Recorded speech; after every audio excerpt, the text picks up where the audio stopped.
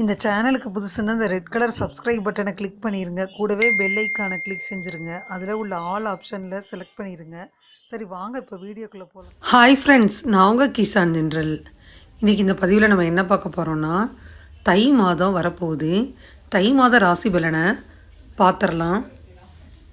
சூரிய பகவான் பார்த்திங்கன்னா தனுசு ராசியிலேருந்து மகர ராசிக்கு சஞ்சாரம் செய்யக்கூடியது தான் தை மாதம். ஜனவரி 15 சூரிய பகவான் தனுசு ராசியிலேருந்து மகர ராசிக்கு மாற போகிறாரு. இந்த காலகட்டத்தில் பார்த்திங்கன்னா சூரிய பகவான் தன்னுடைய மகனான சனியின் வீடான மகர ராசியில் சஞ்சாரம் செய்ய போகிறாரு. மகர சங்கராந்தியான தை மாதத்தில் 12 ராசிகளின் வாழ்க்கையில் சாதகமான தாக்கத்தை ஏற்படுத்துது. கிரகங்களின் ராஜாவும் ஆத்மகாரகனுமான சூரிய பகவான் ஜனவரி 15 மத்தியான டயத்தில் 2:32 மணிக்கு மகரத்தில் பயிற்சியாக இருக்கிறாரு. அதனால ஒவ்வொரு ராசிக்கா என்ன நடக்கும்ன்றத பார்த்துட்டே வந்துடுவோம். பொதுவாக பார்த்திங்கன்னா தை மாதம் பார்த்திங்கன்னா 10வது மாதம், அதாவது 10வது மாதம்தான் தை மாதம் அப்படின்னு சொல்லப்படுது. மகர ராசிக்குள்ளே சூரியன் நுழைகிறாரு. மகர மாதம்னு அழைக்கப்படுது. இந்த தை மாதத்தில் சனியின் வீடான மகர ராசியில் செவ்வாய் புதன் கூட்டணி சேருது. அதை வச்சு நம்ம கணிக்க போகிறோம். அதை வச்சு நம்ம கணிச்சிட்டே வருவோம். சூரிய பகவான் பார்த்திங்கன்னா வரக்கூடிய ஜனவரி 15 திங்கட்கிழமையில் அதிகாலையில் 2:54 மணிக்கு மகர ராசியில் பயிற்சி அடைய போகிறாரு. மிதுன ராசி என்பவர்களுக்கு இந்த தை மாதத்தில் எடுத்துக்கிட்டிங்கன்னா சூரியன் 8ஆம் இடத்துல இருக்கிறாரு. செவ்வாய் புதனுடன் பயணம் செய்கிறாரு. பயணங்களில் நிதானமாக இருக்கணும். அவசியம் வேலை செய்யும் இடத்துல சிலர் மனதை நீங்கள் சில பேர் சங்கடப்படுத்துவதை நீங்கள் கண்கூடாக பார்ப்பீங்க. நெருப்பு விஷயங்களில் கவனமாக இருக்கணும். கூர்மையான பொருட்களை கையாளும் போது நிதானமாக இருக்கணும். பங்குச்சந்தை முதலீடுகளை தவிர்த்துருங்க. பணம் கொடுக்கல் வாங்கல் விஷயங்களிலும் ரொம்ப கவனமாக இருக்கணும். உங்களை விட பெரியவங்கள்ட சச்சரவை தவிர்த்துருங்க. பெண்கள் விஷயத்தில் கவனமாக இருக்கணும். கணவன் மனைவி இடையே வாக்குவாதத்தை தவிர்த்துருங்க. மனைவியிடம் சண்டை போட வேணாம். எந்த ஒரு வேலையை செய்யணுன்னாலும் மிதுனராசி என்பவர்கள் திட்டமிட்டு செய்கிறது அவசியம். இந்த மாதத்தில் வேலைகள் பார்த்திங்கன்னா சரியாக முடிவதில் தாமதமாகுது.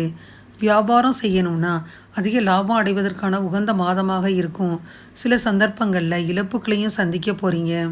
நமக்கே அதிகரிக்க புதிய திட்டங்களும் பொறுமையாக செயல்பாடும் நம்மள்கிட்டயே கண்ட்ரோலில் இருக்கணும். இந்த மாதத்தில் கடுமையான சம்பாதித்த பணத்தை முறையாக சேமிப்பது மற்றும் முதலீடு செய்வது நல்லது. பணத்தை கவனமாக செயல்பட செலவு செய்ய வேண்டிய மாதம்.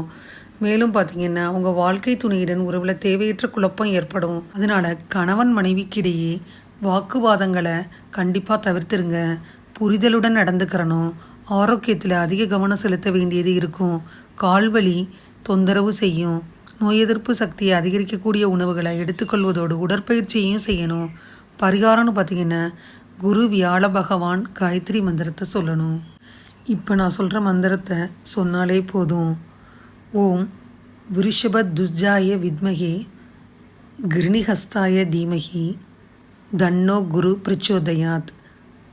ஓம் விருஷபத்வஜாய வித்மகே கிருணிஹஸ்தாய தீமகி தன்னோ குரு பிரச்சோதயாத்.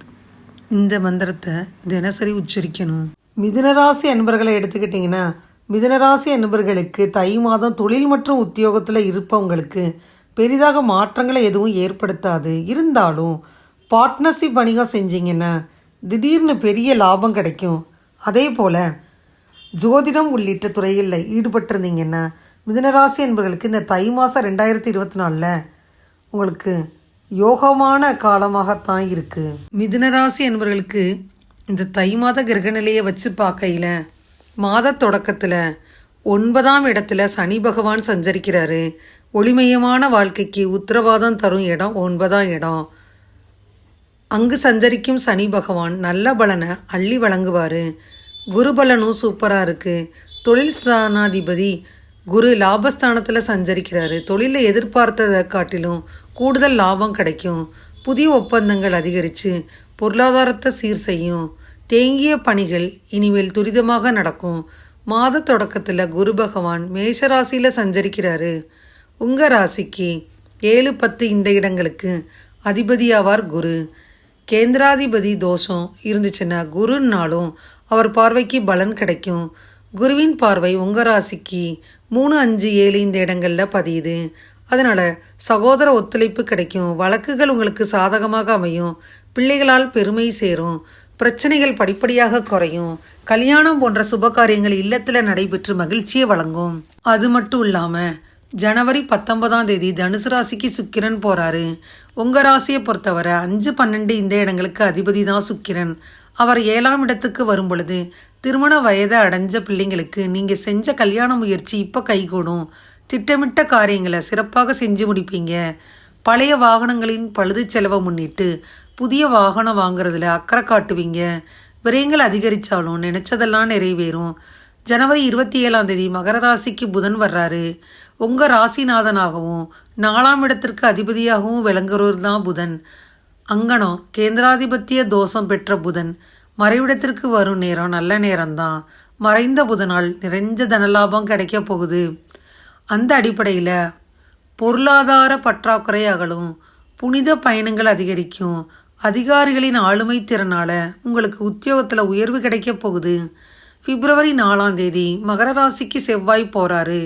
அங்கே அவர் உச்சம் பெறாரு. அஷ்டமத்தில் செவ்வாய் உச்சம் பெறுவது அவ்வளவு நல்லது கிடையாது. ஆரோக்கியத்தில் தொல்லை அதிகரிக்கும். அதிகாலை முதல் இரவு வரை உழைக்க வேண்டிய நிர்பந்தம் வந்து சேரும். பணம் கையில் தங்களையேன்னு கவலைப்பட்டீங்கன்னா கடன் பிரச்சனை காரணமாக சிலருக்கு சொத்துக்களை விற்கும் சூழல் உருவாகும். திடீர் மாற்றங்கள் அடிக்கடி நிகழும். பொது வாழ்வில் இருந்தீங்கன்னா புதிய பொறுப்புகள் வந்து சேரும். வியாபாரம் தொழில் செஞ்சீங்கன்னா பாக்கிகள் வசூலாகி பரவசப்படும். உத்தியோகத்தில் இருந்தீங்கன்னா உயரதிகாரிகளின் ஆதரவு கிடைக்கும். கலைஞர்களுக்கு வருமான திருப்தி தரும். மாணவ மாணவிகளுக்கு படிப்பில் ஆர்வம் செலுத்துவது நல்லது. பெண்களுக்கு கணவருடன் ஒற்றுமை பலப்படும். பணத்தேவையை பூர்த்தி செய்யும் நாட்கள் ஜனவரி 15, 16, 19, 20, 25, 26, 27, பிப்ரவரி 11, 12. மகிழ்ச்சியை தரும் வண்ணம் சிவப்பு. இதுவரை இந்த பதிவில் மிதுன ராசி அன்பர்களுக்கான தை மாத ராசி பலனை முழுமையாக பார்த்தோம். இந்த பதிவு 2024 வருடத்திற்கு உரிய பதிவு. இந்த பதிவு உங்களுக்கு பிடிச்சிருந்தா லைக் பண்ணுங்கள். மறக்காமல் கிசான் ஜெனரல் சேனலை சப்ஸ்கிரைப் பண்ணுங்கள். கூடவே இந்த பெல்லைக்கான ப்ரெஸ் பண்ணுங்கள். அப்போ தான் நான் வீடியோ போட்ட உடனே உங்களுக்கு நோட்டிஃபிகேஷன் வரும். தேங்க்யூ ஃபார் வாட்சிங். Thank you friends. பாய். அடுத்த வீடியோவில் பார்ப்போம்.